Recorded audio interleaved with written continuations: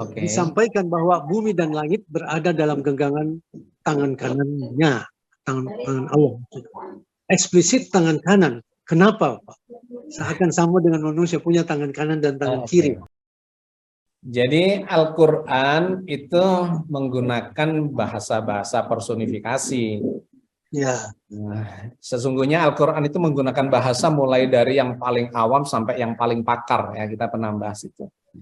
Orang awam paham, orang pakar yang ahli juga paham. Nah, semakin tinggi pemahaman kita, maka kita harus memahaminya dalam konteks yang holistik. Jadi misalnya nih, terkait dengan bahasa-bahasa personifikasi, itu kan banyak sekali, bukan hanya soal tangan. Allah Maha mendengar. Anda membayangkan Allah punya telinga. Allah Maha melihat. Kita membayangkan Allah punya mata. Allah berkata-kata, berfirman, gitu. Allah duduk di atas singgasananya, gitu ya, arsy-nya atau kursinya, jadi nama ayat kursi. Jadi itu banyak sekali, tetapi ketika kita membaca ayat semakin banyak, maka ada ayat-ayat yang mulai menyempurnakan pemahaman yang tadinya di level personifikasi menjadi semakin tidak berbentuk, semakin abstrak gitu. Misalnya dikatakan, dan mereka tidak mengagungkan Allah dengan pengagungan yang semestinya, misalnya gitu ya. Itu banyak di sejumlah ayat yang tadi kita baca. Atau Maha suci Allah dari apa yang mereka persepsikan. Jadi kita punya persepsi Allah seperti sosok, maka kata Allah enggak gitu. Bahkan puncaknya itu ada ayat laisa kamitslihi syai'un. Allah tidak seperti apapun yang bisa kamu bayangkan. Nah, ini adalah pemahaman-pemahaman yang dari sekian banyak ayat yang harus kita pahami secara holistik. Ketika pemahaman kita masih di level bawah, ya maka bolehlah gitu ya, menggambarkan Allah sebagai sosok. Tetapi itu tidak benar sesungguhnya, ya. Dan harus kita tambahi pemahaman-pemahaman kita bahwa Allah bukan sosok dan akhirnya tidak seperti apapun yang bisa kita bayangkan.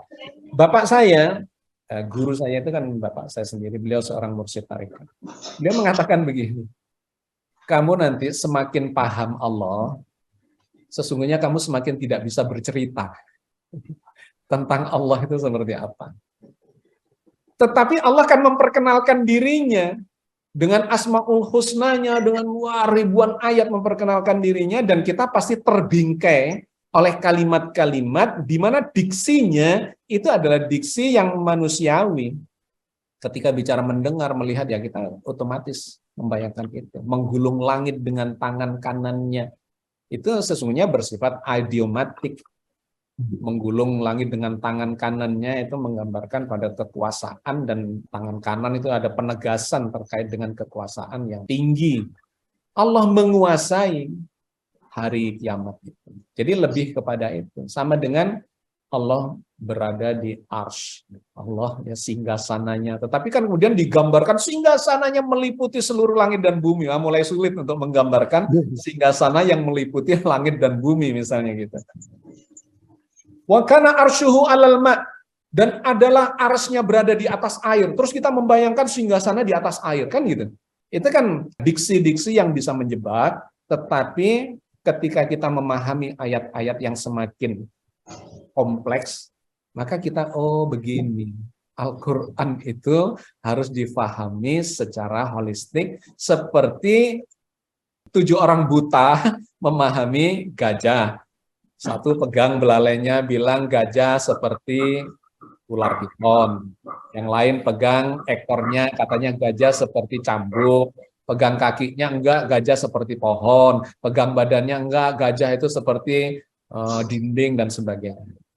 Ayo dipahami secara menyeluruh, ternyata di luar dugaannya gajah itu tidak seperti yang digambarkan satu persatu, melainkan secara holistik. Ya, jadi kembali kepada pertanyaan itu, memang seakan-akan ini memberikan gambaran yang personifikasi, tetapi sekali lagi itu harus dipahami dalam konteks laisa kamitslihi syai'un, Allah tidak seperti apapun yang bisa kamu bayangkan.